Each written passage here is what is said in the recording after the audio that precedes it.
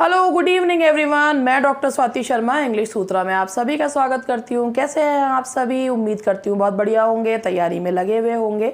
आज मैं आप लोगों के लिए लाई हूँ हिस्ट्री ऑफ इंग्लिश लिटरेचर के कुछ क्वेश्चंस।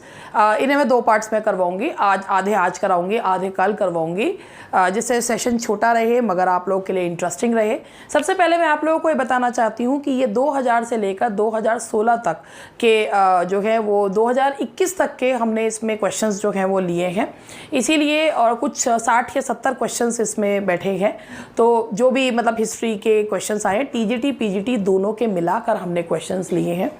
तो मैं आप लोगों को ये बताना चाहूँगी, एक एक क्वेश्चन इंपॉर्टेंट होता है, कोई भी चीज़ हम छोड़ नहीं सकते। अगर आप सिर्फ राइटर्स पढ़ रहे हैं या राइटर्स पे लगे हुए हैं, ग्रामर पे ध्यान नहीं दे रहे हैं, लिटरेरी टर्म्स या और चीज़ों पे ध्यान नहीं दे रहे हैं, तो आप बहुत ज़्यादा अपना नुकसान कर रहे हैं। तो मेरा कहने का मतलब ये है कि जब आप पढ़ें तो कायदे से पढ़ें, चीज़ों को कायदे से जो है वो असमिलेट करें, तब चीज़ों को जो है देखें। तो ये आज प्रीवियस ईयर क्वेश्चंस हैं हिस्ट्री ऑफ इंग्लिश लिटरेचर के। हमारा यूपी टीजीटी पीजीटी का बैच जो है वो फ्रेश बैच स्टार्ट हो चुका है। Those who are interested in taking admission वो हमें कॉल कर सकते हैं, हमारा ऐप प्ले स्टोर से डाउनलोड कर सकते हैं, इंग्लिश सूत्रा, सूत्रा में SUTRAA, और कॉल कर सकते हैं 7895937338 पर। अगर आपको पेड बैच चाहिए, यहाँ ऐप पर पेड क्लासेस चलती हैं, यूट्यूब पर फ्री क्लासेस। तो चलिए क्वेश्चन नंबर 1, पहला क्वेश्चन है the movement of return to nature has to do with. सबसे पहले हम बात करते हैं रिटर्न टू नेचर का मतलब क्या। रिटर्न टू नेचर, रूसो ने कहा रिटर्न टू नेचर मतलब बैक टू नेचर, नेचर के पास चलो, एस्केप नेचर जो इतना ज़्यादा मटीरियलिज्म और वो सब है, उससे हटकर नेचर की तरफ चलो। ये बैक टू नेचर जो है नारा दिया गया था किस में? रोमांटिक एज में। क्यों? क्योंकि रोमांटिक एज के जो राइटर्स थे वो बहुत ज़्यादा त्रस्त हो चुके थे, वर्ड्सवर्थ, कॉलरिज के त्रस्त हो चुके थे किस चीज़ से? 18वीं सेंचुरी के बहुत ज़्यादा किस पे? फॉर्म पर ध्यान देने के। कंटेंट चाहे ट्रिवियल हो मगर फॉर्म जो है वो कैसी होनी चाहिए? That should be up to the mark. हर चीज़ में आर्टिफिशियलिटी बहुत ज़्यादा जो है वो केवल और केवल फॉर्म को और जो है सही जो पैटर्न है उस पर ध्यान दिया था। बंधन, तो ये जो था, ये जो बैक टू नेचर जो स्लोगन था, ये the movement of return to nature, ये आया है कब? ये आया है ये रोमांटिक एज में। तो रोमांटिक एज के राइटर्स में जैसे वर्ड्सवर्थ ने कहा कि a poet is a man speaking to man, यानी कि जो पोइट्री की भाषा होनी चाहिए वो इतनी साधारण होनी चाहिए कि साधारण कॉमन मैन को भी समझ में आए। इतनी डिफ़िकल्ट नहीं होनी चाहिए, इतनी पेडेंटिक नहीं होनी चाहिए कि उसे पढ़ने के लिए किसी और जो है एक पढ़े लिखे व्यक्ति की ज़रूरत पड़े। और सेम यही चीज़ जो है वो ऑगस्टन एज में थी। तो इसे that is romantic as. Now question number 2, who among the following writers has not won the Nobel Prize? देखिए T.S. Eliot, William Faulkner, Ernest Hemingway, तीनों को नोबेल प्राइज़ मिला है, मगर इंडियन राइटर मुल्कराज आनंद को नोबेल प्राइज़ नहीं मिला। उन्हें साहित्य अकेडमी अवार्ड मिला है मगर नोबेल प्राइज़ उन्हें नहीं मिला है। मुल्कराज आनंद जो है उन्होंने अपनी जो बुक लिखी थी अनटचेबल, जिसमें उन्होंने जो एक आवाज़ उठाई थी, एक स्कैवेंजर्स के लिए आवाज़ जो है उन्होंने उठाई थी। हालांकि उन्हें इसके बाद प्रोपेगेंडिस्ट का भी तमगा दिया गया था, but he was the one who championed for the cause of the scavengers. What does the abbreviation IPC mean in the context of our constitution? ये PGT 2009 का क्वेश्चन है एंड आई डोंट नो कि ये इन्होंने question इसमें क्यों दिया। बनाने वाले को लॉ बहुत पसंद थी। IPC का मतलब होता है इंडियन पीनल कोड। तो ये क्वेश्चन क्यों आया, कहाँ से अवतरित हुआ, ये तो ये ही जाने। If I had been part of Nelson's prayer that the British fleet might be distinguished by humanity in the victory which he expected, what was Nelson's dream? ये प्राइम मिनिस्टर नेल्सन की प्रेयर है जिसमें उन्होंने humanity के लिए जो है वो प्रेयर करी है, टू सर्व ह्यूमैनिटी, ह्यूमैनिटी को सर्व करना। ये भी PGT 2009 का ही क्वेश्चन है। Period between 1700 to 1745 in English literature is called। 1700 से 1745 तक का जो समय है इसे कहा जाता है ऑगस्टन या neo classical Augustan age, neo classical as, pseudo classical as ये कहा जाता है। इसे ऑगस्टन एज कहने का एक रीज़न ये है कि रोम में ऑगस्टस ऑक्टेवियस सीजर का जो टाइम था वो समय गोल्डन एज ऑफ लिटरेचर माना जाता है, और जो इस समय के जितने भी राइटर्स थे they tried to imitate the writers of that era. तो उन्होंने कंटेंट को इतना ध्यान नहीं दिया, उन्होंने फॉर्म पे बहुत ज़्यादा ध्यान दिया है, इसीलिए इस एज को ऑगस्टन एज कहा जाता है। तो ये है दैट इज़ 1700 से 1700 to 1745 this period is called the Augustan age. Who is the author of Robinson Crusoe? देखिए रॉबिन्सन क्रूसो जो नावल है वो लिखा गया है डैनियल डीफो के द्वारा, और ये नावल फ्रेगमेंटेड फॉर्म में काफ़ी लंबे समय से था, मगर जो इसे मॉडर्न फॉर्म मिला है वो 18वीं सेंचुरी में है। और जो ये इसके बाद बिल्डिंग्स रोमन नावल या एपिस्टलरी नावल्स ये सब इसी समय पे जो हैं वो आए थे। तो ये जो रॉबिन्सन क्रूसो है ये लिखा गया था डैनियल डीफो के द्वारा। The father of the English essay is, English essay के जो फादर हैं वो बेकन हैं। बेकन जो कि जाने जाते हैं अपने एफरिस्टिक स्टाइल के लिए। एफरिस्टिक स्टाइल का मतलब होता है यानी कि कम शब्दों में ज़्यादा बात कह देना, तो बेकन जाने जाते हैं अपने एफरिस्टिक स्टाइल के लिए। Father of essay is Montaigne but father of English essay is Bacon. Which of the following poets wrote his finest poetry in the form of dramatic monologue? देखिए विक्टोरियन एरा में dramatic monologues Tennyson ने भी लिखे हैं और जो हैं वो ब्राउनिंग ने भी लिखे हैं। ब्राउनिंग जो जाने जाते हैं वो अपने ड्रामेटिक मोनोलॉग्स के लिए ही जाने जाते हैं। ब्राउनिंग की पोइट्री ऑप्टिमिस्टिक पोइट्री है। उनके माय लास्ट टचेस या जितने भी आप जो उनके मोनोलॉग्स पढ़ेंगे वो ड्रामा की क्वालिटी को देते हुए जो हैं। ड्रामेटिक मोनोलॉग्स का मतलब होता है when an imaginary speaker talking to an imaginary audience, तो उसे ड्रामेटिक मोनोलॉग कहा जाता है। और ड्रामेटिक मोनोलॉग के अगर बेस्ट राइटर की बात करें तो वो हैं Robert browning. The English novel acquired it's modern form in the, ये मैंने आपसे कहा था कि नॉवल तो बहुत पुराना जॉनरा है लेकिन इसको जो मॉडर्न फॉर्म मिली, जो शेप मिली है वो कब मिली है? That is in 18th century. Which of the following writers did not win the Nobel prize for literature? Bernard Shaw, Galsworthy, William Butler Yeats, इन सबको मिला है, जेम्स जॉयस को ही नहीं मिला। तो इसका आंसर है जेम्स जॉयस। जेम्स जॉयस जो कि राइटर हैं, स्ट्रीम ऑफ कॉन्शियसनेस टेक्निक अपनाते थे। इन्होंने वर्क अपने नॉवल है यूलिसिस जब लाइनर्स इन्होंने लिखा है, but he did not get Nobel prize for his work. Choose the name of the Roman general who conquered England in 43 BC। पहले तो मैं आपको ये बताऊँ, ये जो क्वेश्चन है इस क्वेश्चन में ये गलत दिया हुआ है, ये 43 BC नहीं है, ये होगा 43 AD। क्लॉडियस वो जनरल थे जिन्होंने रोम के जिन्होंने इंग्लैंड या ब्रिटेन को, ब्रिटानिया को कॉन्कर करने की शुरुआत करी थी 43 AD में, और 87 तक ये चलता रहा था AD तक। और ये जो रोमन कॉन्क्वेस्ट है, रोमन जो विजय है, विक्ट्री है, वो प्राप्त हुई थी कब? मतलब रोमन कॉन्क्वेस्ट स्टार्ट की गई थी किसके द्वारा? क्लॉडियस के द्वारा। तो ये है क्लॉडियस। ये क्वेश्चन गलत है, BC नहीं होगा, यहाँ पर AD होगा। मतलब हमने गलत नहीं वो लिखा है, ये क्वेश्चन दिया ही गलत गया था। Who changed his her religion some years ago? कुछ साल पहले जो रिलीजन इनमें से चेंज करा है वो कमला दास जी ने चेंज किया था। उन्होंने अपना धर्म परिवर्तन, हिंदू से धर्म परिवर्तन करके उन्होंने अपना धर्म मुस्लिम जो है वो कर लिया था। Lewis says for whom he found English a dialect and left it a language। ये जो शब्द कहे गए हैं ये चौसर के लिए कहे गए हैं कि उन्होंने इंग्लिश भाषा को बेहद खूबसूरत जो बनाया है, तभी चौसर को फादर ऑफ इंग्लिश पोइट्री भी कहा जाता है। तो ये कहा गया है चौसर के बारे में, 14th century poet Chaucer. Arnold wrote, with him is born our real poetry. The word him refers to.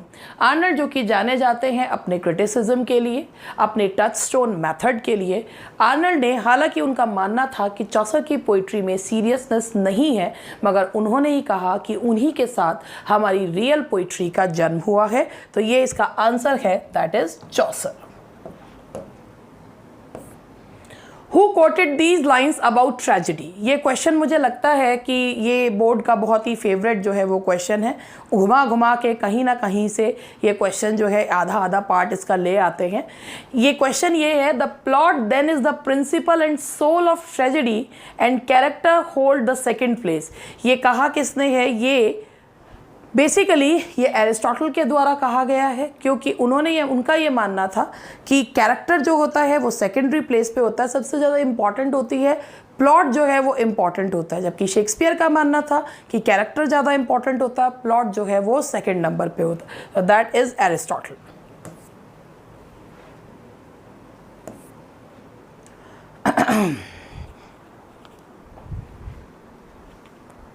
Now next question is, who set the style for modern English prose? कि मॉडर्न इंग्लिश प्रोज के लिए style जो है वो set किसने करा? देखिए इसके ये क्वेश्चंस जो होते हैं कुछ जो होते हैं डाइसी हो जाते हैं। Who set the style for modern English pros?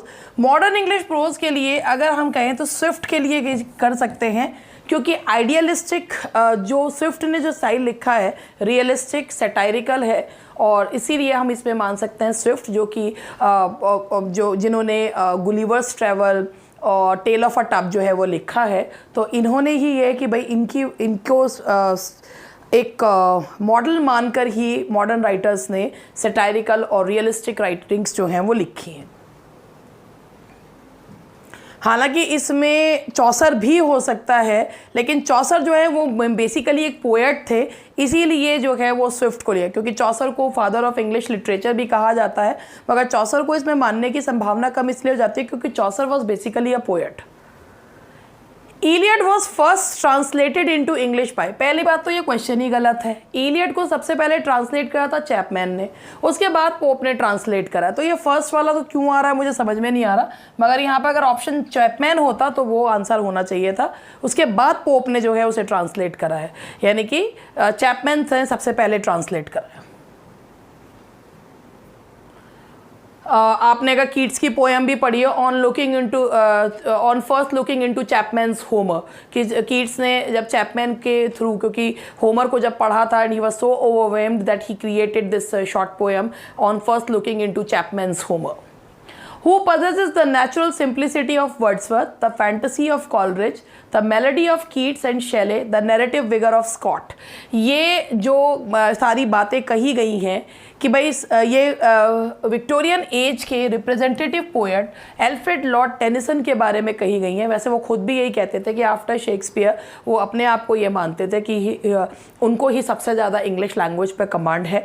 तो ये इनके बारे में कहा गया है कि वर्ड्सवर्थ की सिंप्लिसिटी, कॉलरिज का जो है उनकी कल्पनाशीलता, और मेलोडी कीट्स एंड शेले की किस में पाई जाती है? टेनिसन में।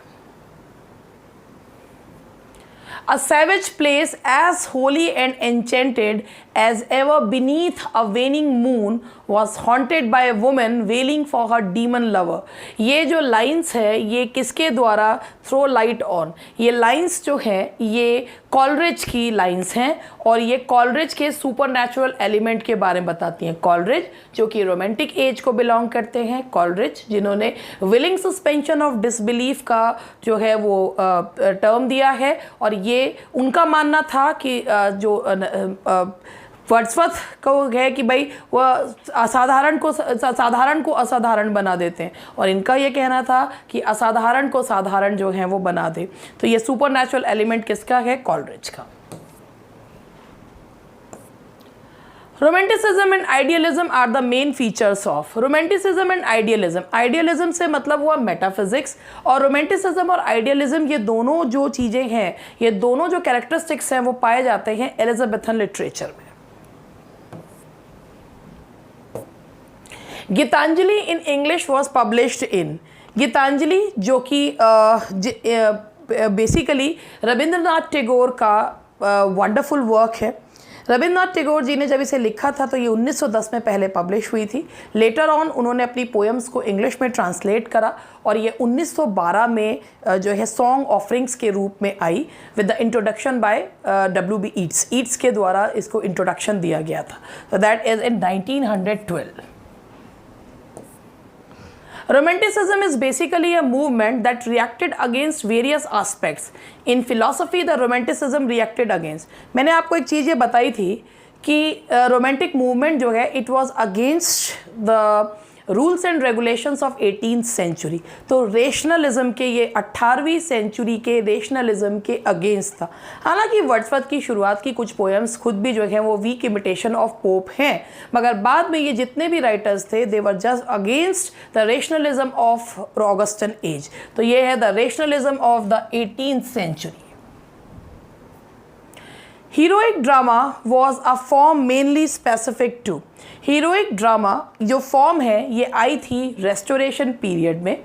रेस्टोरेशन पीरियड उसे कहते हैं जो मोनार्की री एस्टैब्लिश हुई थी, यानी कि चार्ल्स सेकंड गद्दी पर आए थे, उनके पिता की हत्या कर दी गई थी, उसके बाद मोनार्की की जगह क्रॉमवेल ने शासन संभाला था। जब चार्ल्स सेकंड गद्दी पर आए थे तो उसके बाद और first poet laureate, official poet laureate Dryden जो हैं वो बने थे। तो ये हीरोइक ड्रामा जो है ये प्रोडक्ट है रेस्टोरेशन पीरियड का, जिसमें हीरो और हीरोइन किसी कॉज के लिए उनकी मृत्यु होती है। That is restoration period. The Pulitzer prize is awarded by. Pulitzer prize जो दिया जाता है वो कोलंबिया यूनिवर्सिटी यूएस के द्वारा, न्यूयॉर्क के द्वारा जो है वो दिया जाता है। पुलिट्जर प्राइज दिया जाता है कोलंबिया यूनिवर्सिटी के द्वारा। When was the Literature and Dogma published? Literature and Dogma, it is a work of Matthew Arnold, जिसमें उनका बेस्ट वर्क है जो क्रिटिसिज्म ऑन रिलीजन, और ये आया था 1873 में।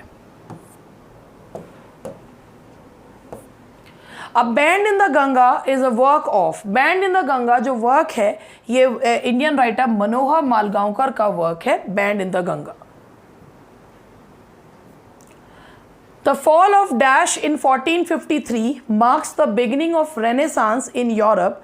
Choose the correct alternative. देखिए इटली में रेनेसांस की शुरुआत तो बहुत पहले से हो गई थी, जब जितने भी जो ग्रीक स्कॉलर्स थे वो लगातार इटली पर लगातार ग्रीस पर हमले हो रहे थे, और जितने भी जो स्कॉलर्स थे they were taking refuge in Italy, और वहाँ के लोगों को उनकी जो मैन्युस्क्रिप्ट्स पढ़कर उनके अंदर एक नई ऊर्जा का उत्साह जो है वो जाग रहा था। लेकिन ये लास्ट जो है ये चीज़ जब एकदम फाइनल जो है इसको टच मिला था जब फॉल ऑफ कॉन्स्टेंटिनोपल 1453 में फाइनली टर्क्स ने Constantinople the capital of Byzantium उस पर उन्होंने कब्जा कर लिया था, और जितने भी जो स्कॉलर्स थे वो भागकर उन्होंने रिफ्यूज़ ली थी कहाँ, इटली में। तो ये जो है ये बिल्कुल जो है जेनिथ पॉइंट था किसका, रेनेसांस का, इटली में। तो that was fall of Constantinople. The restoration period was influenced by. जो रेस्टोरेशन पीरियड है यानी कि जब रेस्टोरेशन पीरियड चार्ल्स सेकंड गद्दी पर आए, चार्ल्स सेकंड खुद भी फ्रांस से आए थे, तो उन जो जितने भी रेस्टोरेशन पीरियड के जो राइटर्स थे उनके ऊपर जो इन्फ्लुएंस देखने को मिलता है वो फ्रेंच राइटर्स मॉलियर एटसेट्रा का जो उनके ऊपर इन्फ्लुएंस है वो देखने को मिलता है। The answer is a, French dramatist. Everyman क्या है? देखिए ड्रामा जो है वो लिटर्जी यानी कि धर्म से जो है वो निकला है, और एवरीमैन क्या है, इट्स अ मोरालिटी प्ले जिसमें वर्चूज एंड वाइसेस को एलिगोरिकली प्रेजेंट करा गया। तो Everyman is a morality play. Ben Jonson's name is associated with. Ben Jonson का नाम जाना जाता है, बेन जॉनसन जो कि शेक्सपियर के कंटेम्प्रेरी थे, मगर Shakespeare is known as Elizabethan writer and Ben Jonson is known as Jacobean writer. क्यों? क्योंकि he was the first unofficial poet laureate, और उन्होंने वो जाने जाते थे। खुद जेम्स फर्स्ट ने उनसे कहा था कि you are not very good at tragedies, तुम कॉमेडीज़ में ही बढ़िया हो, और उन्होंने कॉमेडीज़ जो लिखी थी वो कॉमेडीज़ का एक स्पेशल जॉनरा था, that is comedy of humour, जिसमें 4 ह्यूमर्स के बारे में उन्होंने बताया है। तो Ben Jonson is known as the father of comedy of humour. Congreve tried his hand at, Congreve ने अपना हाथ, कॉन्ग्रीव ने रेस्टोरेशन राइटर थे, इन्होंने कॉमेडी ऑफ मैनर्स लिखी। कॉमेडी ऑफ मैनर्स हैं तो बहुत पुरानी, लेकिन इनको जो ये पॉलिश्ड हुई हैं ये रेस्टोरेशन पीरियड में हुई हैं। तो Congreve tried his hand eight comedies of manners. The first Indian author to win the prestigious Pulitzer Prize in the USA was, जो पहली जो राइटर हैं दैट इज़ झुम्पा लाहिरी, इन्हें मिला था 2000 में इंटरप्रेटर ऑफ मेलोडीज़ के लिए, और ये हैं दैट इज़ झुम्पा लाहिरी। इनकी बुक्स जो हैं, हालांकि इन पे ये एक डायस्परिक राइटर भी कही जाती हैं, और इनको 2000 में जो in 2000 she got Pulitzer prize for interpreter of maladies. Which Augustan writer's epitaph reads, "One who strove with all his might to champion liberty"? One who strove with all his might, ये जो lines कही गई किसके एपिटैप पे लिखी गई हैं? ये जोनाथन स्विफ्ट के लिए जो है वो यूज़ की गई है। Jonathan Swift, battle of books, इनके लिए जो है ये लाइंस इनके एपिटैप पर, इनके शिलालेख पर ये लिखी हुई है। French revolution broke out in the year, French revolution जिसे कहना चाहिए, फ्रेंच रेवोल्यूशन की वजह से ही जो सीड्स ऑफ रेवोल्यूशन है वो इंग्लैंड में भी आए। 1789 में फ्रेंच रेवोल्यूशन जो है वो शुरू हुआ था, और 1798 में आया था lyrical ballads. Which one of the following is not a pastoral elegy? Pastoral elegy जिसमें पोएट शेफर्ड होता है, रूरल बैकग्राउंड होता है। मिल्टन की लिसिडस बिल्कुल पेस्टोरल एलिजी है, शेले की एडोनिस, आर्नल्ड की थायरसिस, पोप की रेप ऑफ द लॉक तो जी एलिजी नहीं है, ये तो मॉक एपिक है। तो ये इसका आंसर है, इनमें से यही पेस्टोरल एलिजी नहीं है। तो दैट्स ऑल फॉर टुडे। बाकी और जो बचे हुए क्वेश्चंस हैं, जो रेस्ट ऑफ द क्वेश्चंस हैं, वो मैं करवाऊंगी आप लोगों को कल। आज ये बताया कि हिस्ट्री ऑफ इंग्लिश लिटरेचर में से कैसे क्वेश्चंस आते हैं। मतलब ये सब तो आपके पास भी होंगे प्रीवियस ईयर क्वेश्चंस। किसी किताब में कोई आंसर दे रखा है, किसी किताब में कोई आंसर दे रखा है, मैंने चेक करके आपको सही आंसर्स जो हैं वो बताए हैं। तो अब बाकी के जो हिस्ट्री ऑफ इंग्लिश लिटरेचर के क्वेश्चंस हैं वो मैं आप लोगों को कल करवाऊंगी। That's all for today. Bye bye, good night.